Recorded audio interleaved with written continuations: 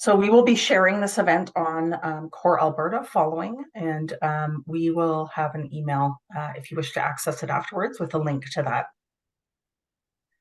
So I just also want to provide some guidelines before we get started for a safer space during our time together this afternoon. We welcome and respect everyone, and we treat and care for everyone equally. We assume that everyone has good intentions, and we acknowledge the impact of our words and actions. We appreciate diversity and value all voices. We all have capacities and are learning together. So let's get into the agenda and we'll get started. So as most of you are aware, diversity of needs and desires of ethnocultural groups throughout the province require organizations to respond accordingly. Every community will have priorities, and some of those may be unique, while others may share commonalities with other communities and regions. In order to understand in more detail what delivering services and supports looks like for organizations serving ethnocultural older adults, we have a variety of panelists joining the conversation today, and you'll be introduced to them shortly. We'll dig right into some questions that will guide our conversation today on barriers and opportunities in serving ethnocultural older adults. And following that, we'll have the opportunity for conversation as we all think collectively about what serving ethnocultural seniors might mean for our community-based work. So please allow me to introduce our wonderful panelists. I'll provide their names and organizations, but we'll allow each of them to more fully introduce themselves. And I will first get started with Azita Afsharnejat, who is joining us from Calgary Immigrant Women's Association.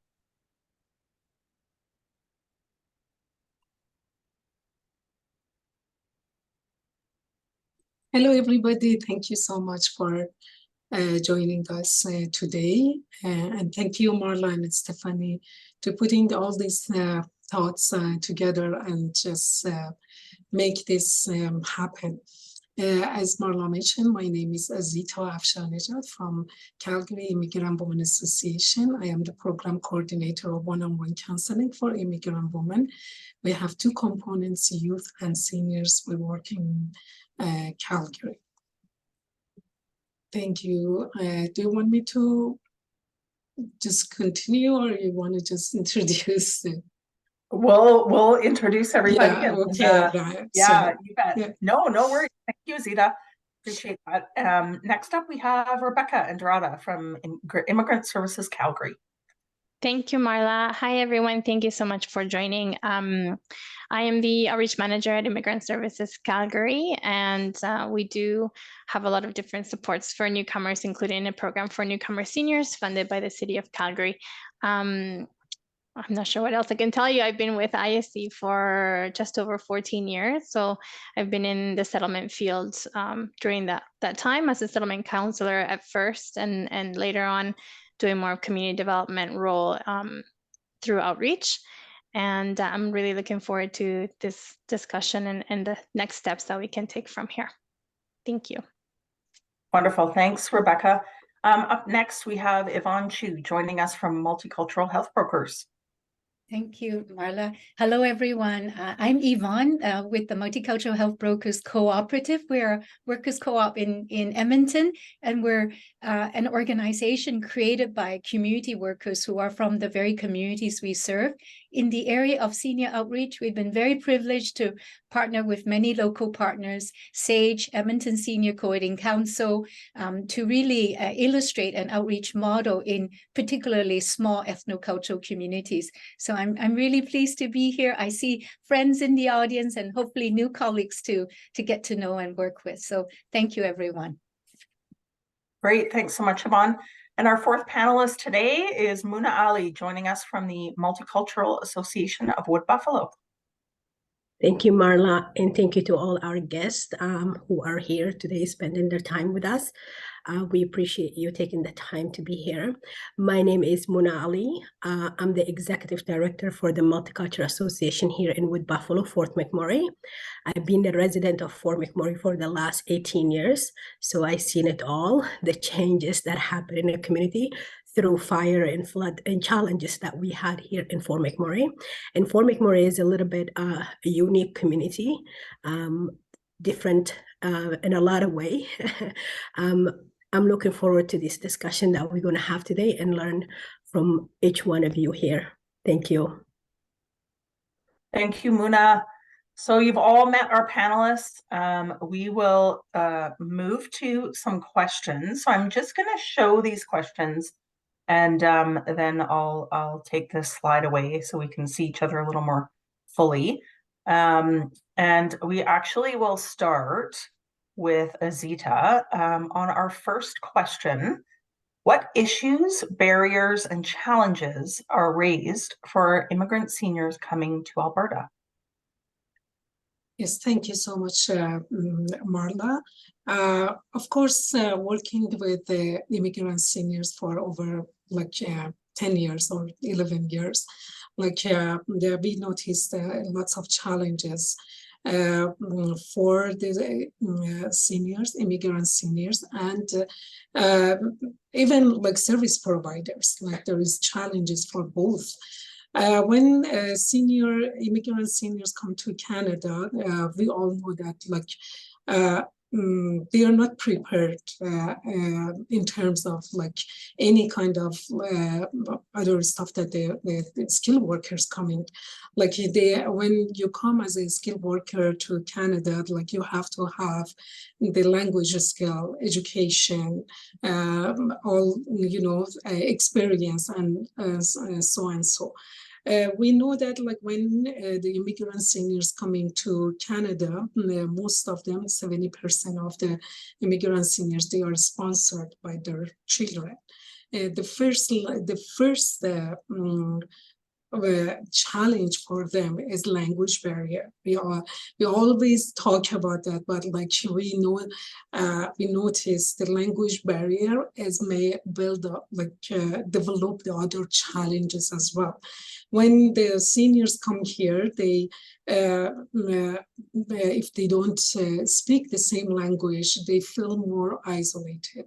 And then this is the thing, another challenge will show as a cultural adjustment or social isolation.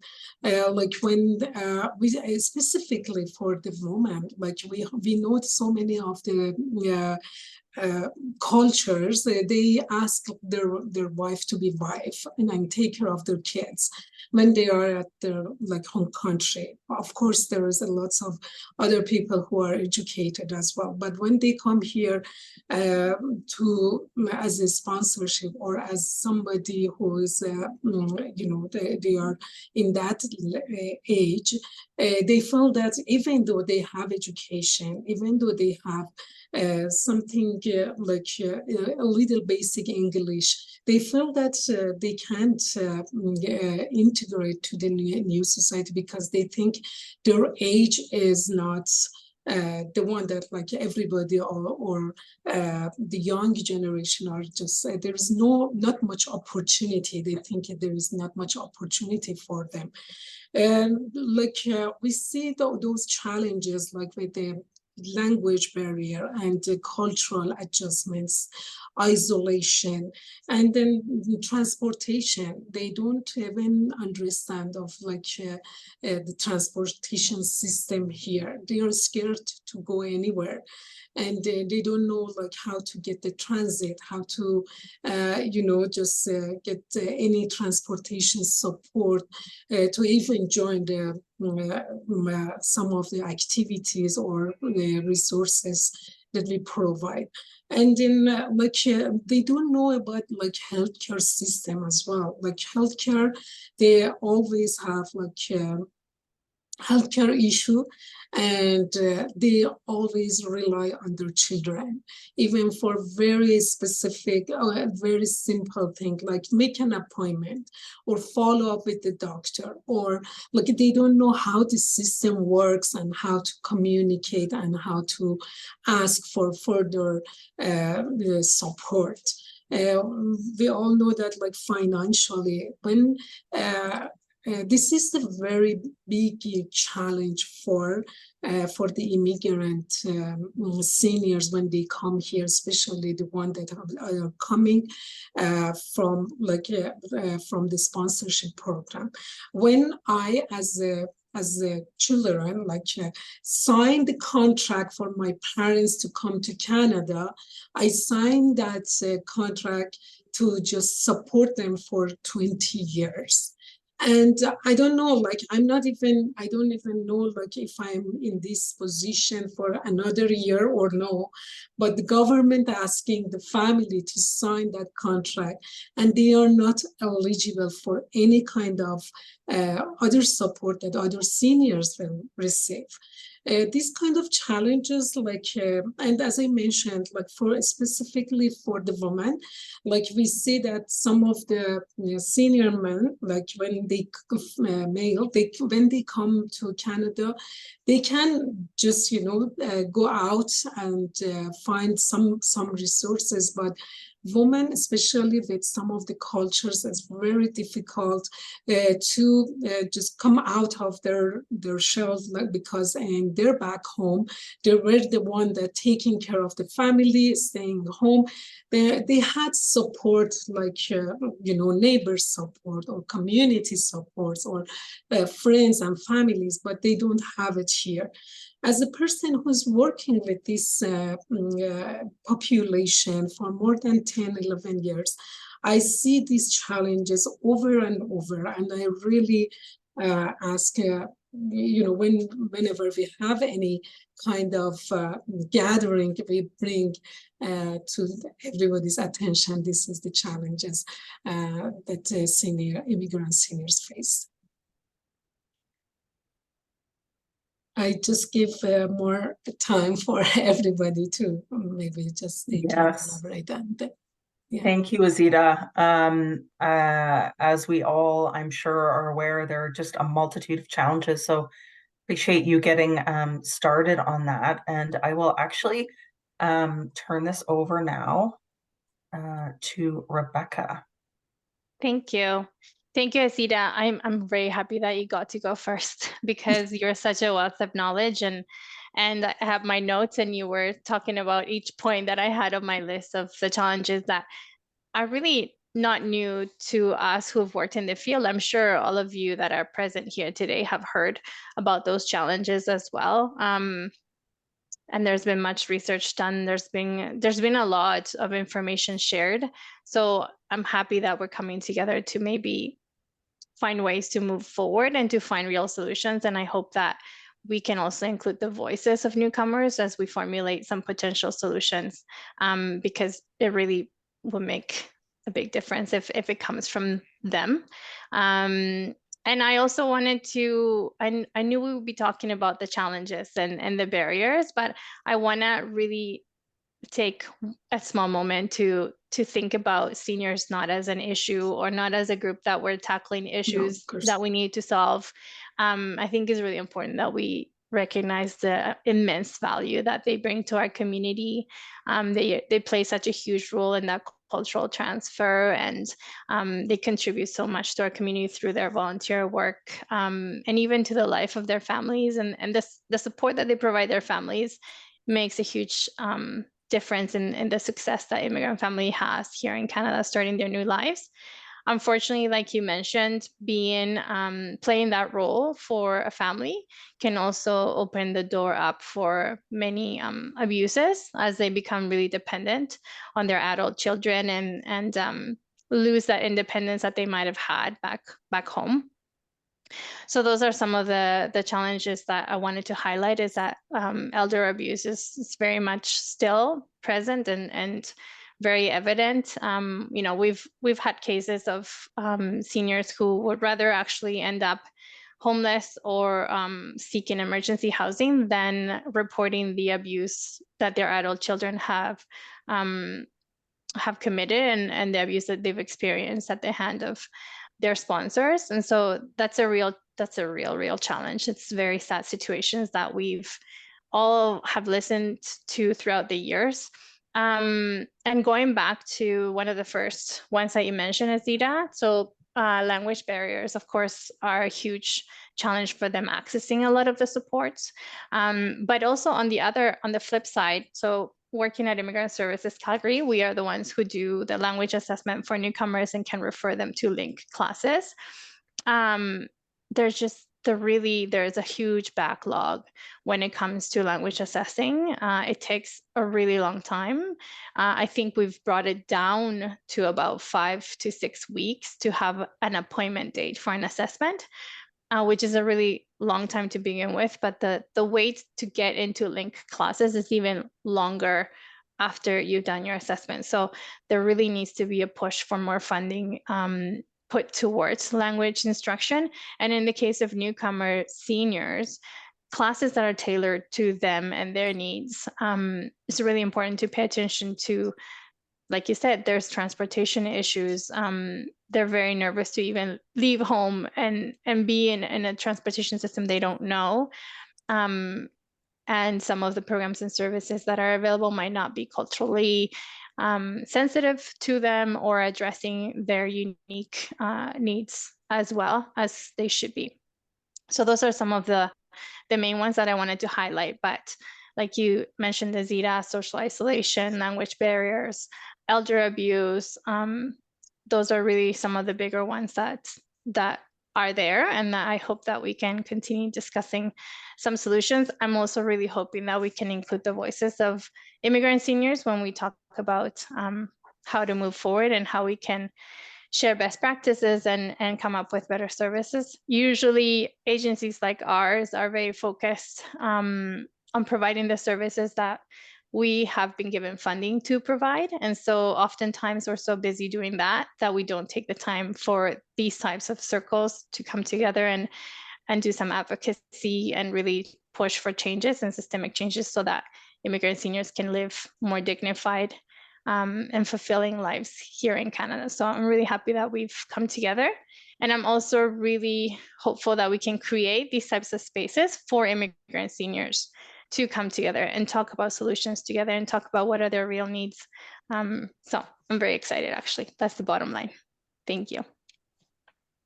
That's fantastic. Thank you, Rebecca. And you hit so many things right on, and especially in terms of building solutions that are coming from those individuals themselves. So just a little hint, there might be a future CORE event that is, in early stages of hearing from seniors directly. So we encourage you all to stay tuned as well. And yeah, thank you for your answer. And I'm going to move now to Yvonne. And Yvonne has asked us just to share a few slides. So Yvonne, I'll just bring that up here quickly. Thank you, Marla. Thank you. Yeah. Thank you. Thank you, Azita and Rebecca. I think everyone, I will share a little bit on a more overarching level, some of the key concerns that Azita and Rebecca had mentioned. One of the key challenge I feel like is while our population of ethnocultural immigrant seniors are so present in our lives, unfortunately, their struggle and realities might not be so well understood. And so I just wanted us to think about truly looking at our seniors as a population that needs attention. As you all know, within maybe 13 years, as federal census predicted, 1 out of 2 Albertans would be foreign born or child of a foreign born. So our seniors are growing, whether they're coming newly to Canada or those who are aging. And we just wanted to remind everyone, please take time to understand the immigration status by which the senior come, because each might carry some barriers for their access to benefit program and support, right? Azita mentioned the children sponsor or family sponsor. And as Azita mentioned, depending on the term of their sponsorship, the senior might not be eligible for any income support. It could be 20 years. But whichever means the senior come, if they become a permanent resident, it's still 10 years residence residency before they're eligible for old age security, right? So here is just to remind us, please get to know how the senior have come to Canada. It might mean they have maybe quite a bit of access to what services and programs might be available, or they have very limited. So on this quick list, we have those who come through immigration pathway or sponsored by their family. Of course, refugee family seniors, they arrive as permanent residents. So technically they have access to many services, but they too have the 10-year residency limitation. The next two categories mean these seniors are not permanent residents, so they have very limited access to different types of programs and services. So some seniors arrive somehow and seeking for refuge or asylum, and so they will be going through a refugee claimant process, very long and difficult. And we do have seniors who are here on super visa. They're here as visitors who can be extending their visa because they have children and family here. They too, they don't have access to many of the programs eligible for permanent residence, right? We might even have seniors or older adults who are temporary foreign workers. So just to let you all know, or parents of temporary foreign workers here as visitors. So very simply put, take time to understand what immigration status the senior have arrived to Canada with and how long they've been here. So that's one key thought that I wanted all of us to be reminded. That the next slide is just to echo what Azita and Rebeca had mentioned. Because of so much limitation, many of our seniors do live in poverty. And as we mentioned, there's language barrier, but also, Azita mentioned, even service provider have challenges, right? For us, we might be the worker who speak the language of the senior, but for many who serve them, there's more than language barriers. There's cultural distance or differences between the provider and the senior. And how do we bridge that so good care and equitable access happen? We mentioned loneliness and isolation. We definitely see that many of the larger systems that seniors need, health, housing, income support, they are not at this moment very responsive to the needs and circumstances of our seniors, right? So those are some very fundamental key challenges that we call them enduring issues, including, of course, transportation and all that Azita and Rebeca mentioned. And so maybe the next slide is just to say that our seniors are like many vulnerable seniors. They have many areas of challenges, but the language barrier and cultural distance in the center magnify their vulnerability. And yet, as Rebeca said, they are filled with aspiration. They're the first one who will attend an English class, even under minus 40 degree. They'll be there. And so I also echo Rebeca, our seniors is a source of strength and inspiration for others. We have to support them to overcome those barriers so we could release their leadership components, because we have witnessed how our seniors learning a bit of English is out there traveling on the bus, helping other seniors learn the bus system, being the implicit leaders in the community, organizing other seniors, supporting their children and grandchildren in all the ways they can. They are the knowledge carrier for language and a cultural wealth of their family and community, and that truly they could be voters, deciding who should be in government to really recognize the most vulnerable. And so I just wanted to encourage all of us to think about how to release the potential of these seniors. Maybe one final issue that we all would understand. Our seniors, when they're back in their home country, they're the honor elder. They suffer deep identity existential crisis once they come. As they know, they become very reliant on their children. They don't want to cause their children or grandchildren any hardship. So there's a major pain, existential pain, of having been the respected elder and now being so dependent on others and not able to contribute the best way that they can. So that would be my last thought. Yeah, thank you, everyone. That's really great. Thank you, Yvonne. And I think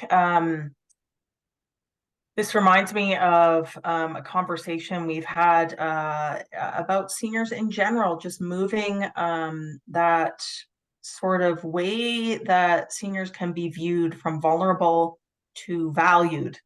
And certainly, ethnocultural older adults have that in spades. So thank you for kind of highlighting that for us. And our final panelist to speak on this question is Muna. Thank you, Marla. Rebeca and Azita and Yvonne, they have said it all. For us in Fort McMurray, it's completely different. Fort McMurray used to be known as an oil sand city where people come in, make money, and leave. There was no sense of families. In the past 20 years, that is been changing. People are more settling in. Newcomers who came to Fort McMurray have brought in their families. We're lucky to have St. Aidan's Society here who serve seniors in Fort McMurray. And as the executive director for the Multicultural Association, we do work with seniors where we do interpretation, translation, and then we also encourage them to join us when we do celebration. The challenges that kind of everybody spoke on them, the language barrier, the isolation, and also the elder abuse, that is all real, and it happened also here in Fort McMurray, unfortunately, and we all have to work together, given that Fort McMurray is a small community. It's all hands on deck. When we have challenges, we all step up and do the work to ensure that our seniors are comfortable and they feel welcome in Wood Buffalo. I kind of made it short for you, Marley. Because I see that everybody has said everything and I don't want to repeat everything that is being said. That's great. Thank you, Muna. Yes, and just so you know, we have lots of time. So everyone, if you have additional thoughts to kind of add, please don't feel constrained by time. So we're going to move into our second question. I will just quickly reshare the screen here. Okay, so our next question is what resource, oh, hang on. There we go. Now I think you can see it. Our second question is what resources and services are immigrant seniors accessing and what challenges exist in using these services? So we'll start there, and this time I'm actually going to start with Yvonne and Sherry. Yeah. So I'm going to come back to sharing one slide here. Yeah. Maybe, Marla, maybe we'll delay sharing the slide. I might give everyone Sure. context. Yeah, thank you. Thank you, everyone. As you can imagine, even in our answering to the first question, depending on, who the senior is, there is such truly lack of familiarity with what exists out there. And I would like to invite us to start to imagine all of us. I know, I think we have, almost 40 of us from different sectors. We really need to build a new ecosystem for our seniors as a unique population, right? Those of us who are on the panel, we're very fortunate. We're very close to the seniors because of us being immigrant serving or multicultural organization. But our seniors are they're so relational. They'll find us if there was a connection, right? So there are some seniors who don't even know we exist, and they're really relying on their children, maybe they're members of their community. Sometimes don't forget ethnocultural communities. We often overlook that sector, right? There are ethnocultural organization, faith group that the seniors are part of, and they often are overlooked. They are also providing some form of senior serving, often with very little resource.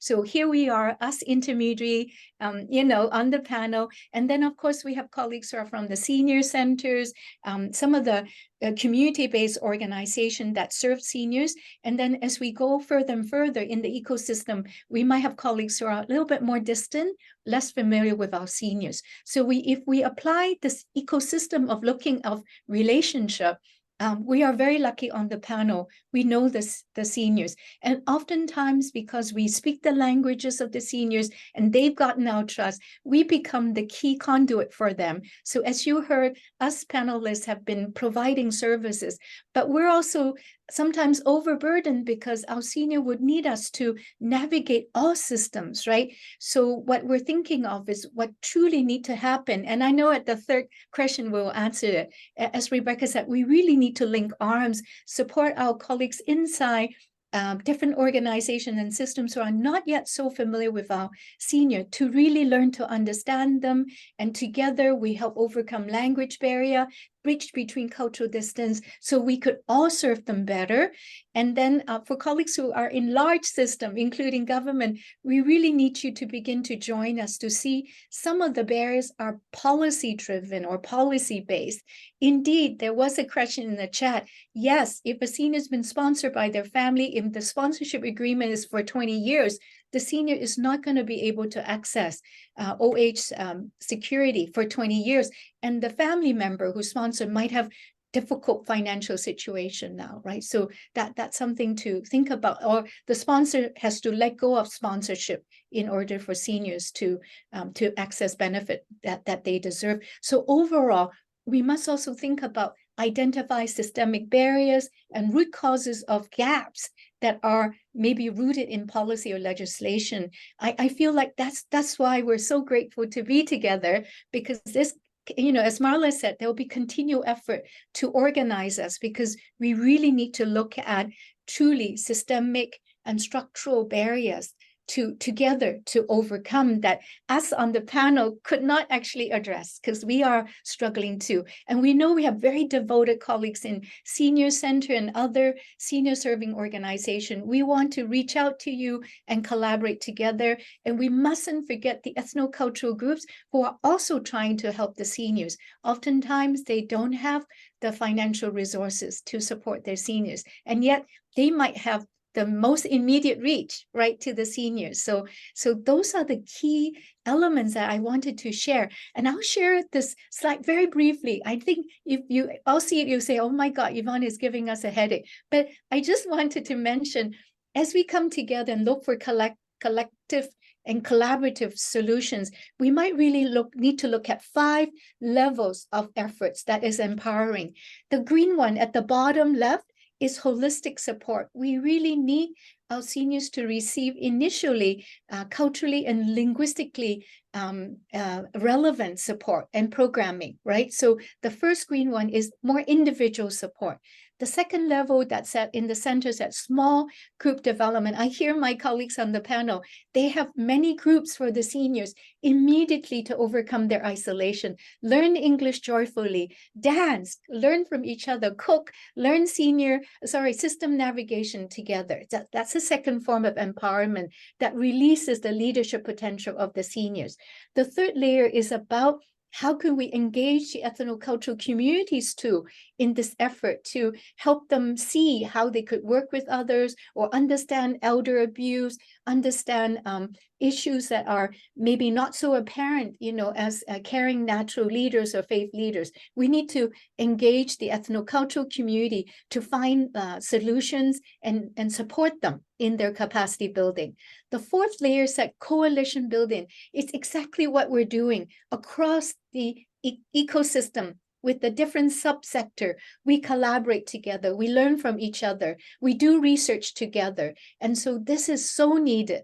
And then finally, as I mentioned, the fifth level of empowerment is ourselves, along with the seniors, really look to be informed by our seniors as true citizens, guiding policy, guiding legislative changes, helping us address longstanding systemic and maybe policy barriers, right? So this is an invitation for us. How can we look for solutions on an individual senior level, in group level, in community, ethnocultural community level, in sectoral level among ourselves, and then at the level policy, development, or consideration. Marla, this is good enough. Nobody should get a headache from looking at those 5 circles. Yeah. Thank you, Marla. I just want to see everybody's faces. Did I lose you all, or this is still making sense? Yeah. Okay. Thank you, Marla. That's it from me for now. I look forward to hearing our other colleagues. Yeah. Thank you. Thank you, Yvonne. And I'm hoping that maybe we could share the slides that you've shared with us today afterwards, and then people can dig in a little bit later on their own time as well. So thank you so much. And now we'll go to Muna. You're back up, Muna.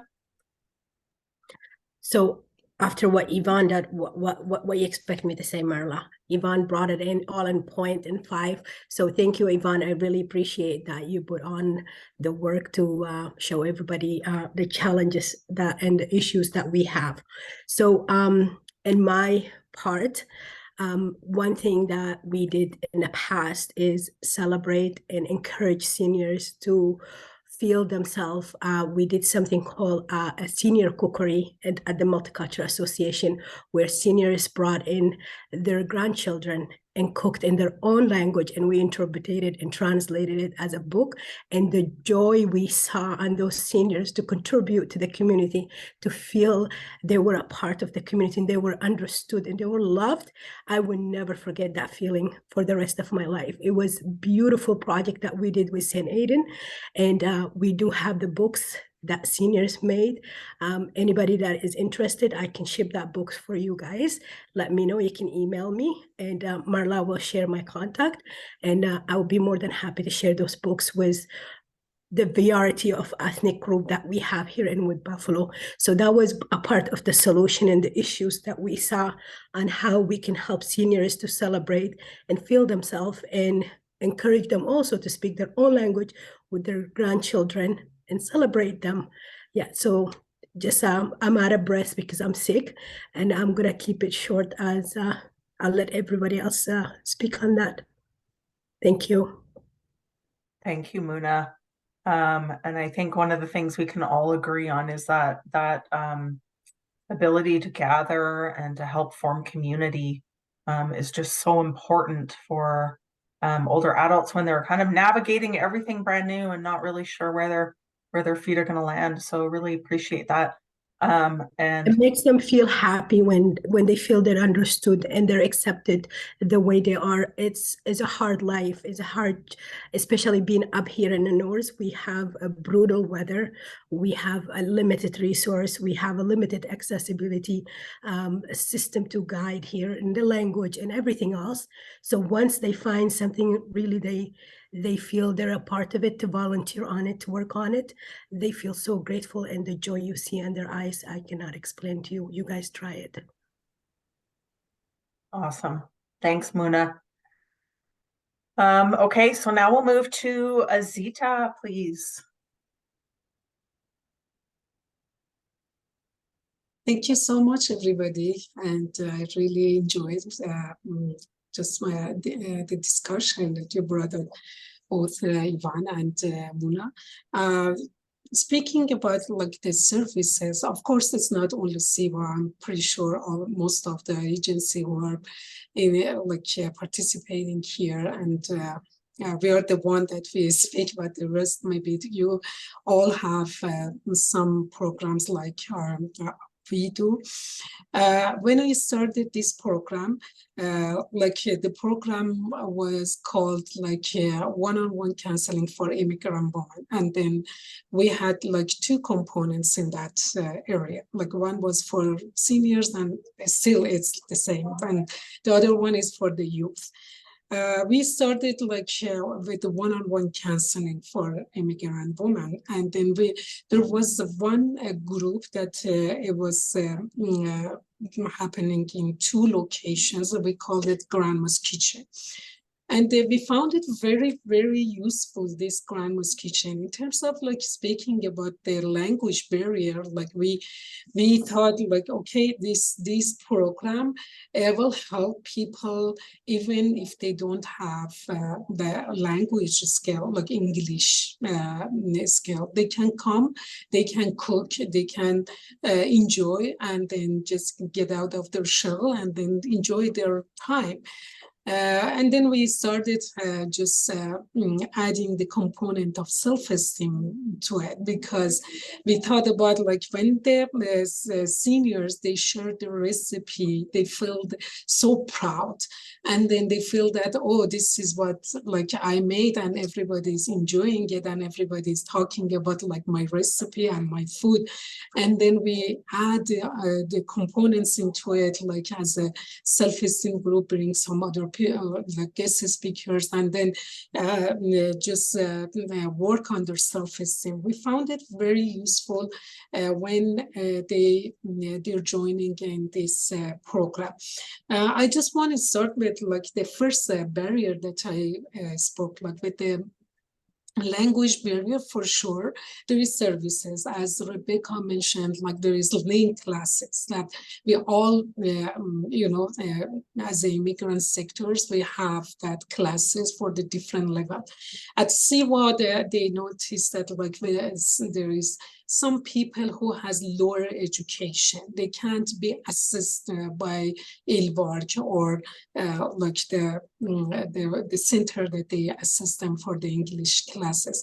Well, they like at CY, there is a program, we call it People in the Sand. Like it's not only for the seniors, but for sure seniors are majority of the students here.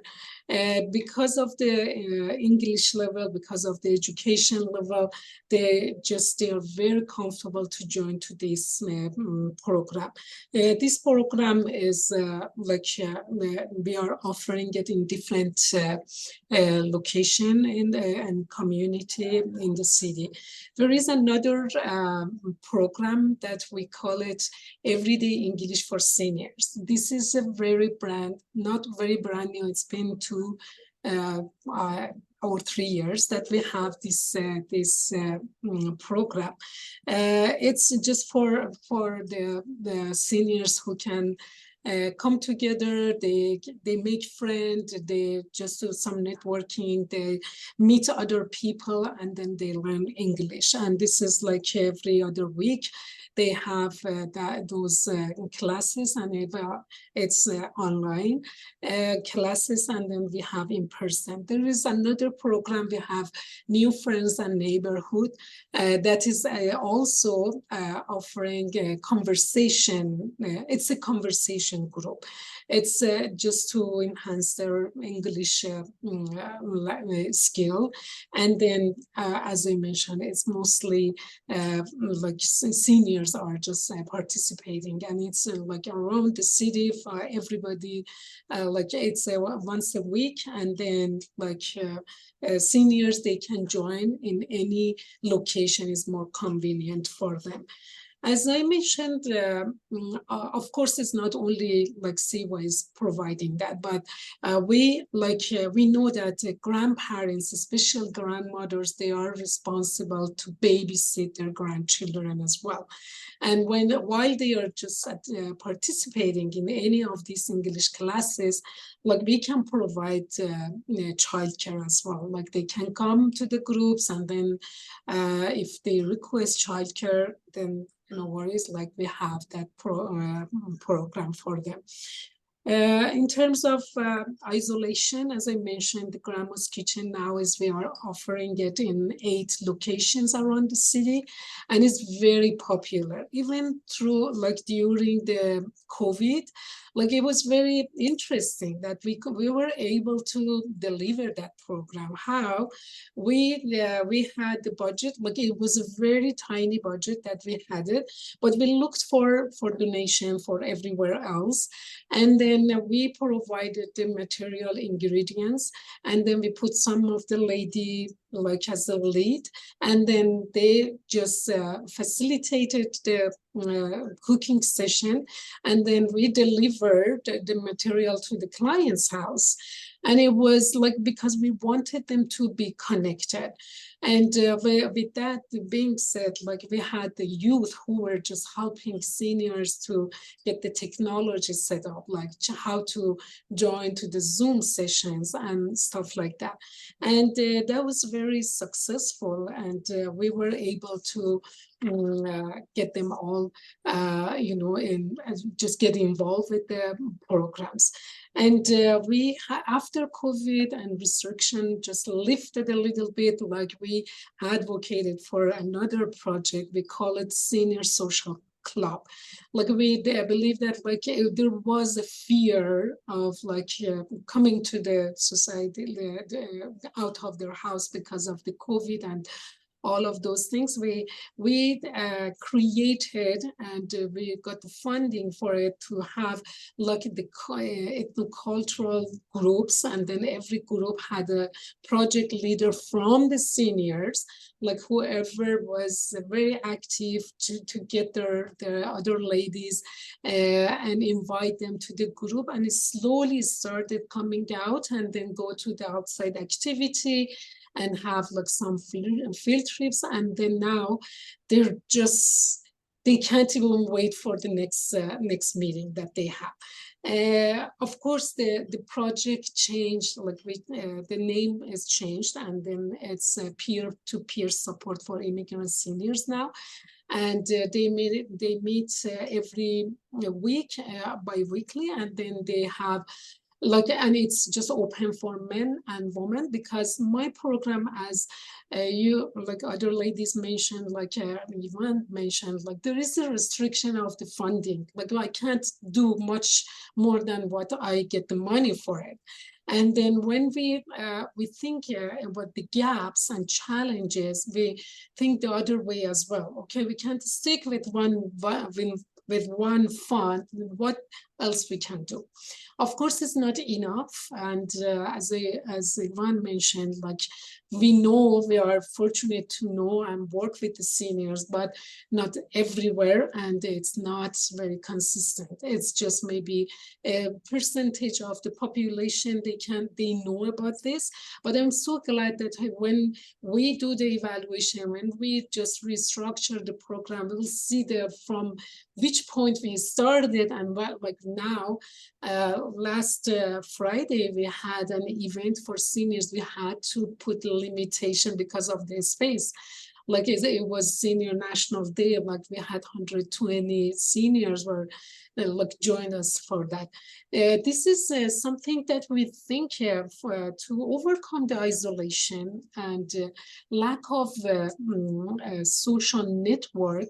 It's a good idea to have the same. Of course, they have to improve their English skill, but still, if they find the people the same as their culture, the same as their language, they are more engaged to the community. They come out, and then I can share, if I have time, I want to just share one success story of our client.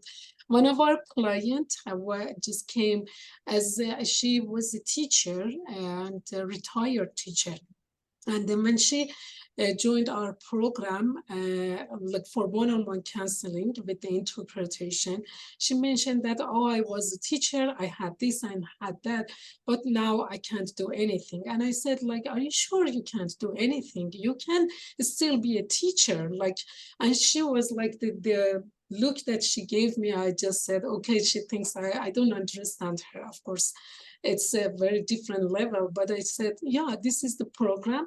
Yeah, if you're making something that is very popular or everybody else like it, just come and make it. And she came to our group, she made one dish and everybody were just enjoying it. And then the next time she went back and then she wrote all the words for the recipe, and then she checked it with me and she said, is this okay? Like, I want to give it to the different the other people.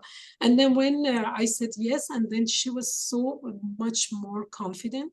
She started going to the English classes and she started going to the retail program and she got a job, and now she's a supervisor in her job. Look at that. Like when you see it as the big picture from where to where, this is what the immigrant seniors needed. In terms of this social isolation, we are partnered with so many of the other communities to get a space. And we have another very new program. We call it Pursuit of Happiness program for retired senior women. And this is an amazing project that we started it. And this is the same thing, that retired immigrant, no matter when did they get retired, like if it's from they work in Canada or they work for in their home country, and they are retired. They are coming together. They share their story. They learn from each other. They have some art classes and enjoy the programs. I think I would say like well, of course, as I mentioned, like we have interpretation, volunteering opportunity for the seniors. They are so proud when they just do volunteering. This kind of services, of course, we are providing, but as I mentioned, it's not enough. We still have way to go. Thank you so much. I just leave it to other people. Thanks. Thanks, Azita. That story was great. I think it ties into Yvonne's comments about kind of growing that sphere, right, for a senior. Yes. So thank you so much. We'll end with Rebeca.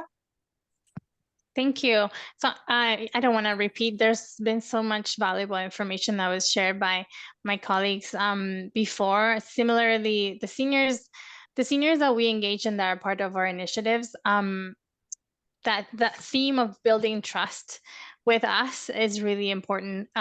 Building trust with whoever they encounter, whether it's an agency or a program, that's really what incentivates them to continue attending and to even tell their friends about it and be engaged.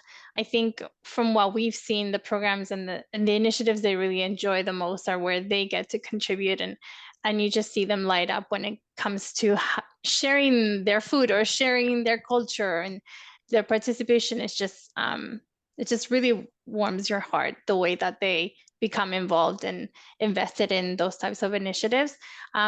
Also, like Azita mentioned, it's so important to have programs that are responsive to their unique needs. So offering childcare as part of the conversation groups, that's a huge element that will enable a lot of those seniors who are taking care of their grandchildren to participate in different programs.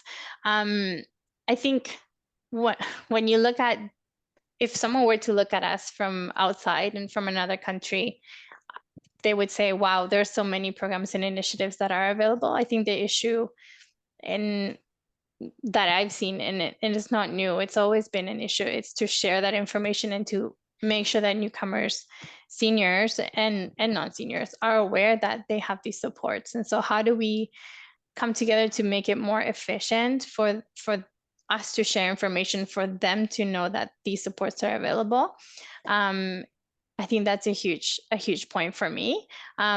Through the gateway system that has been established, we are able to better make referrals. So that has been really amazing to witness, because through Gateway, a lot of our partners get to input their programs and services into our portal. And so our Gateway planners are just better able to connect immigrant seniors and all newcomers to the supports that are available. So we regularly refer a lot of the seniors to those programs that Azita was mentioning at CIWA, at CARIA, at CCIS, CFN.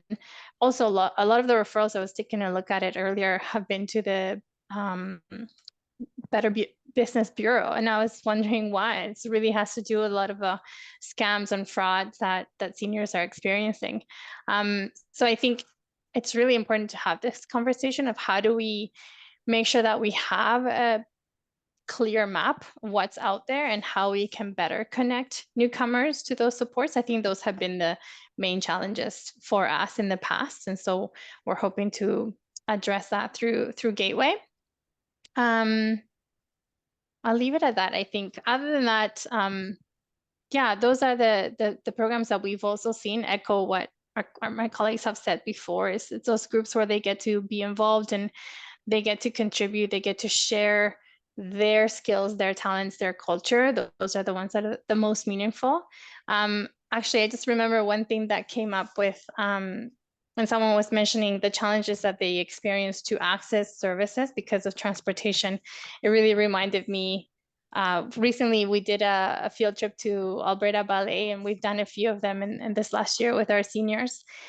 And one of the seniors that lives far in the northeast of Calgary, he has taken this role of, I will be the one that gathers everyone at the train station in Saddletown, and everyone can meet me there, and then we can all go together. So it's been great to see that type of support to each other, and the networks that they build amongst themselves. But I think it's important for us to make spaces for that too, and to have programs and services that are responsive to their unique needs. Thank you. I'll pass it back to you, Marla. Yeah, that's great. Thank you, Rebecca. And I think you sort of helped us segue quite nicely into our final question here, which I'll just share one more time. So our third question for everybody is, what resources and actions can we address together to provide solutions for seniors? So I know you've all shared certainly a lot of the challenges and barriers that exist for seniors, but let's delve into this a bit. And I'll just say we'll have some time for questions if anyone has any. So get them ready, put them in the chat box, and we'll have about 15 minutes or so for questions after. And I will start this question with Muna, please.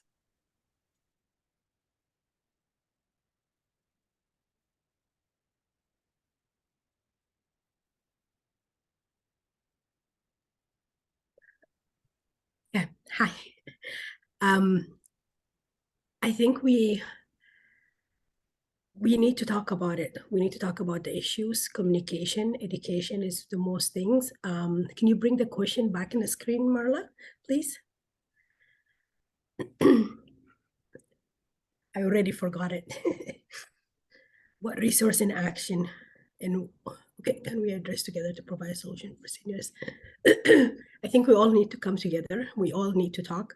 We all need individual who can lobby for seniors. Their family members are witnessing a lot of the challenges. They need to come together. And all of us as service providers also, we need to be open and connected to each other to share some of the success and the failures on the system that we can help seniors with, because that's the main goal, is to make them feel valuable, to make them feel welcome, to make them feel enjoy their time here in Canada with everything and with all the challenges that happen here, with everything that we named, all the obstacles that we named, the challenges that we named. And we need to work. In Fort McMurray, we're very, very strong on collaboration. I'm not sure how it works in Calgary and in Edmonton and other parts of Alberta. But one thing that we always succeed here is because we collaborate, and that's the key for everything that we do here. That's where we get success. So I encourage everybody to work together. As I mentioned before, we have a very small population of seniors given Fort McMurray population.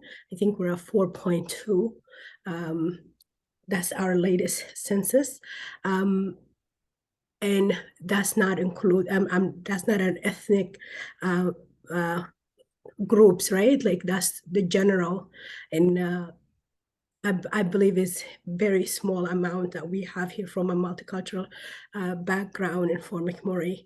And just encouraging them to get out of there is a lot of work. It's a lot of communication. We need to make the resource available for their families so they can bring them out, and we can celebrate them and make them integrate and be a part of the community. Thanks, Muna. Definitely some unique challenges that you have in Fort McMurray for sure. We'll come back to Azita, please, to answer the next question, final question. Yes, thank you so much. Thanks, Mona. And I also believe that like we have to come together. Like we can't do it like in our own. We need some concrete solutions, right? It's not like for sure, as I mentioned, everybody has some pieces. Like if even you go to the other agencies who are not specified for the immigrant sectors, you have some pieces that they can support everybody, including immigrants. But specifically, as we mentioned about all those challenges for the seniors, we need the concrete solution. We need to come with the government, just especially for the sponsorship, as we mentioned, all of us mentioned, like, okay, there is different category of the immigration status.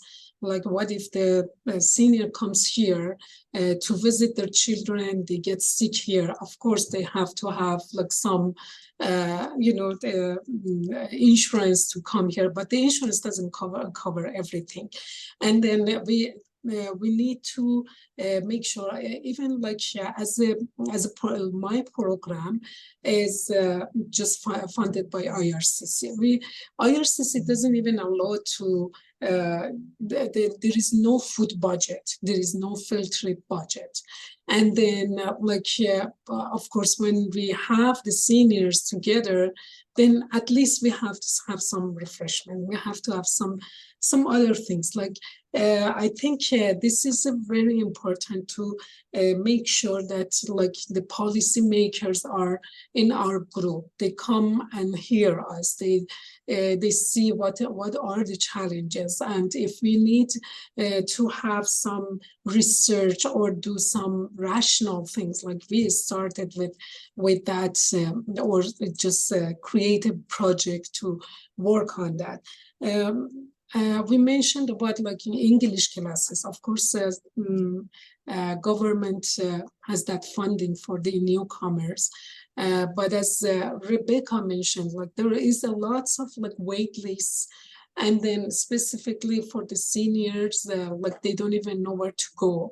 And then we need in top of that, like the transportation and stuff like that. We need some additional support in terms of language barriers, like for the language barriers. Like if they need additional support, like I think government needs to be a little bit more flexible on that. Transportation, as I mentioned, like there is Access Calgary for some of the seniors, like the mobility issues, but like they don't even know how to get that. If we can just have something more, exchange the cultural events, like if they're really enjoying with this all of these programs or connection, but these resources are very limited. And I think the first step is just having, again, like committees, subcommittees, go more details, have like this policymakers in the discussion, and add more programs. Like intergenerational is a very key point. Like as I mentioned, like the seniors, they are home, they have family. The only people they have there, it's their own family. It's a very, very good opportunity for the family to have somebody like their parents, but there is a gap between two generations. Like their grandchildren, they don't even want to taste their grandmother's food. They just make food with so much love, but the grandchildren, they don't even like look at it. Even for the parents, like I can see it in my children as well. This is something like a more intergenerational programs to get them connected, and it will help them to get less isolated, and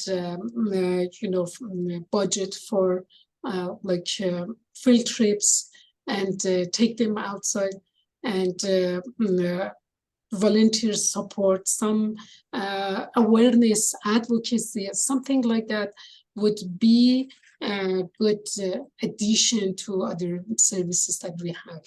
I can just leave it to everybody else if you have something to add. Thank you. Wonderful. Thanks, Azita. Over to Rebeca. Thank you.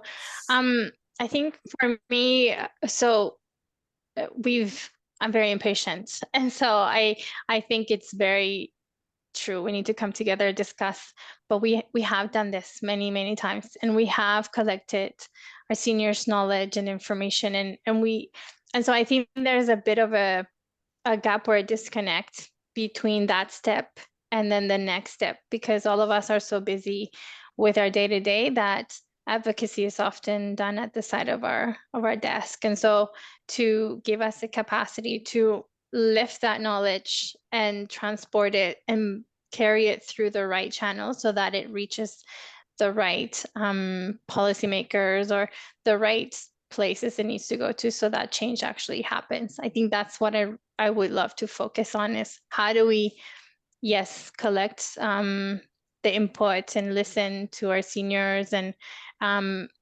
together and collaborate more, but the next step, how do we move it forward so that there's some change in the future? Immigration targets just are astronomically going up and up and up. That means there's going to be a lot more newcomers coming, a lot of seniors coming as well. And so how do we make sure that we're prepared for that our systems are going to adequately address their needs and do more advocacy and that type of work together, creating more spaces as well. And then the other thought that I had as I was listening was, we know the seniors that are accessing our supports. We've seen them many times, and they continue to come because they really enjoy the support that they're getting. I'm really more concerned about the ones that we're not seeing. And so how do we focus on strategies to engage those that are not engaged, those that are isolated? How do we get to them, right? Those are the ones that I'm a bit more worried about. I know that the seniors we see day to day, they have their challenges too, but at least they've come through the door and we've engaged them and we can connect them. But it's really the seniors that we're not seeing that I'm more concerned about. So I think that advocacy and that engagement piece are really important for me. Really good points. Excuse me. Thank you, Rebecca. And we'll end our question with Yvonne. Thank you, Marla. Marla, why don't we show the slide? Everyone, maybe all of us on the panel are so grateful that you are all with us today, because the timing is right. Because I know those of us who've been working in the senior sector know the sector has been starving for a long time for resources, but particularly for ethnocultural or newcomer seniors, there had not been a lot of attention. And yet I know in Edmonton, we're very privileged to be part of a coalition of organization under Senior Coordinating Council support that has the social prescribing with funding from Alberta Health. And of course, we have coordinated outreach in Edmonton, supported by FCSS. So for us, the moment seemed right. There is the opportunity. So I think today, minimally, there are 5 areas that we can work on together. Is as Rebeca and others said, it is a population that's growing very rapidly. It is a population with the most vulnerable. I think in the chat, you saw our colleagues in St. Albert mention the Ukrainian seniors, who are technically temporary foreign workers. They have to find work no matter how old, how limited their capacity might be.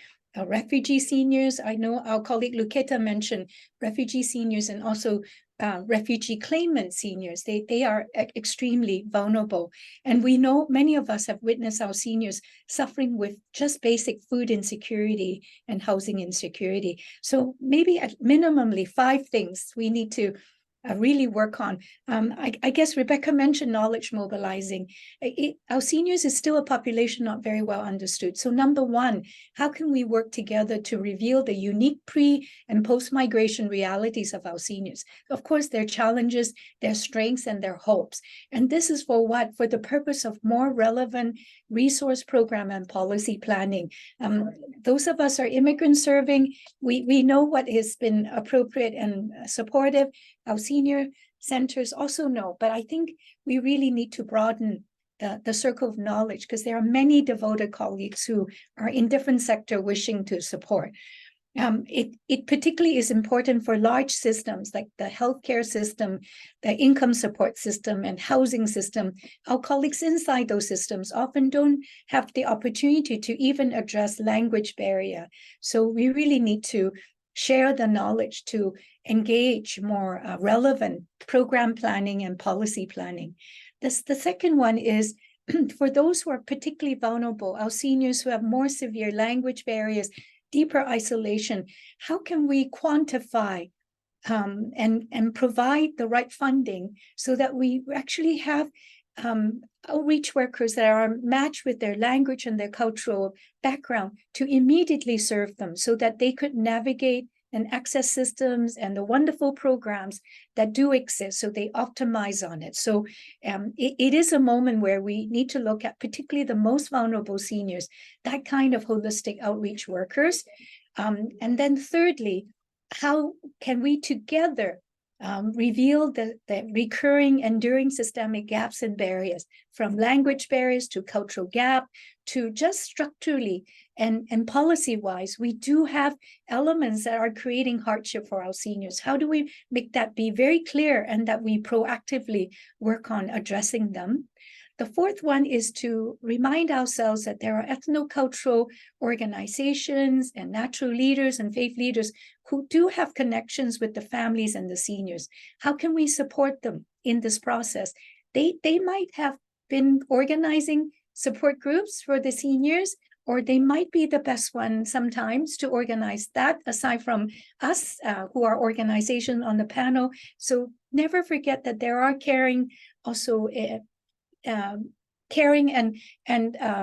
eager ethnocultural natural leaders and organizations who are part of the ecosystem that could be supported, right?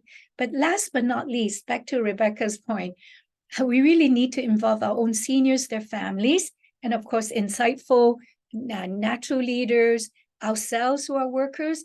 Let us be the source of proactively working with others to develop a spectrum of support for our seniors. And that means also different levels of care. Our seniors and their families are so worried when they lose their capacity and when they're aging and their health deteriorated.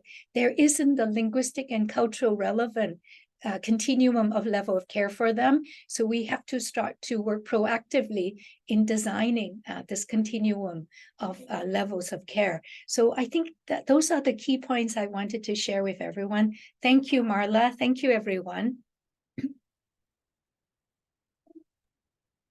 Thank you, everybody. I think our panelists shared with us really some valuable information today. There's just so much for us to learn from all of your communities and the work that you're doing. There's definitely some uniqueness in each of your communities, but also some broad commonalities. Really appreciate wrapping up with some of these next steps and actions, we need to find the capacity amongst the organizations to be able to do this work meaningfully and for the long term. I wonder if anybody has any questions for the panelists in the audience. We do have two that have come through the chat. Great. So there's one a while back here that was a senior who got her permanent residence through the parent-grandparent program will not qualify for OAS only after 20 years. Question? Yeah, I see my colleagues on the panel nodding. If the seniors indeed is sponsored by their family for an agreement for 20 years, technically that is the case, unless the family member who sponsor let go of the sponsorship.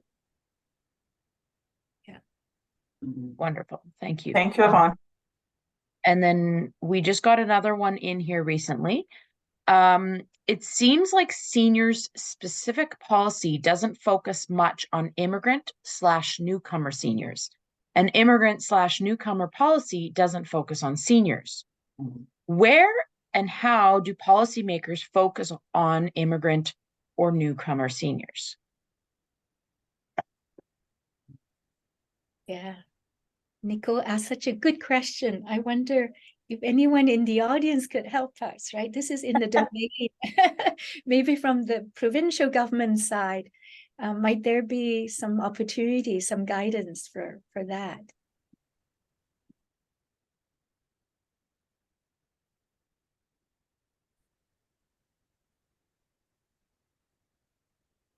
Yeah. I don't know if we have anyone in our audience, Yvonne. Great throwing it out there though, because we don't know who's all with us this afternoon at this time. It's a great question. Hello, I would like to say something, Mala. Can you hear me? Yeah. Yes, Regina, for go sure. ahead. And who is Yeah. this? Regina. Regina. Yeah. It's not actually a question, but like it will tie into it. But I want to thank you, Mala, Azita, Rebeca, Yvonne, and Mona. I'm glad to see Mona there. That makes two of us from Fort McMurray. I think when we're talking about seniors, we really have to do a lot of research, because talking about seniors in the past was like, okay, Canadian seniors, but Canada has evolved a lot, you know, a lot. It is very multicultural now. Even like Fort McMurray here, we have more immigrants coming before they are not coming. And I'm talking specifically for like the ethnocultural community, which Yvonne elaborated on much. That is a forgotten, you know, demographic. That one I would say. And the reason why we don't know is because of cultural issues. I am speaking from my own culture. From the Black culture, we have a lot of similarities with the First Nation people. They don't ask. And in cases where you would say something like, okay, food bank is giving a lot of food, just call this number or sign up, I can assure you they will not show up there.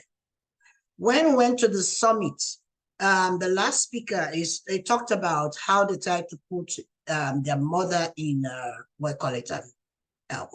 senior zone, and how she resisted it strongly. And the woman from First Nation, he talked about like computer, like we listen to our seniors, you know, our seniors, is like the African community is very communal. You know, it's not something like you deal on individual basis. So when you're talking about seniors program for the African community, you're talking about a communal program.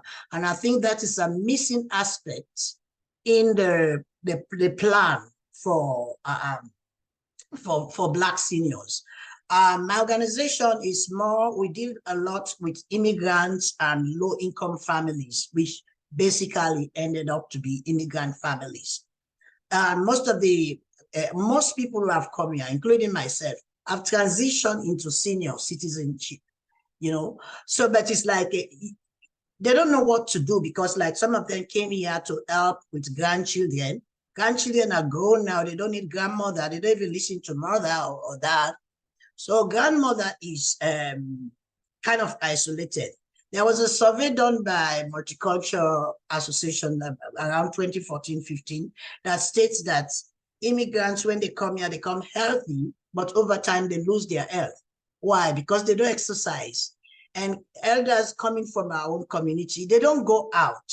Like we got into it. What caught our attention was COVID-19.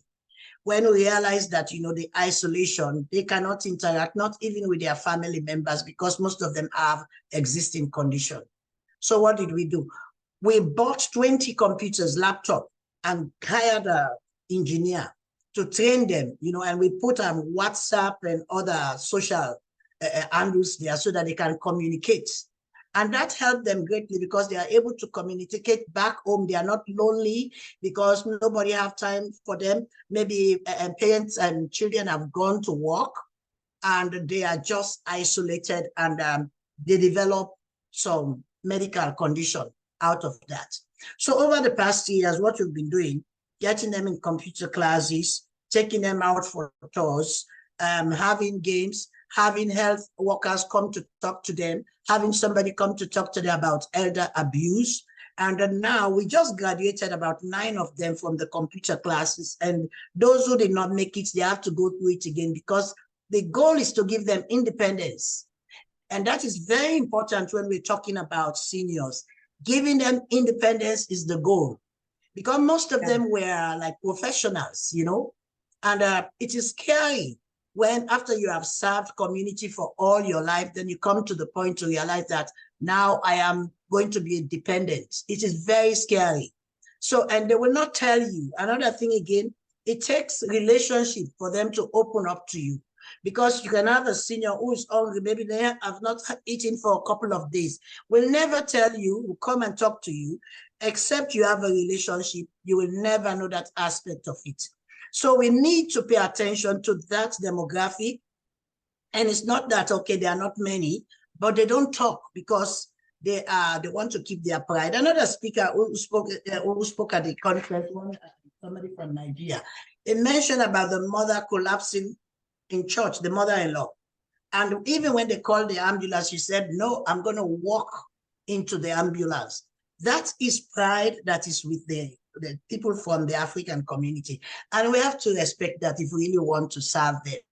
So I think we should take it to policymakers and to explain all of these things, because when we talk about equity deserving community, we have to deal with them according to how they are, because we all know that old people don't change. They don't change at all. So let's I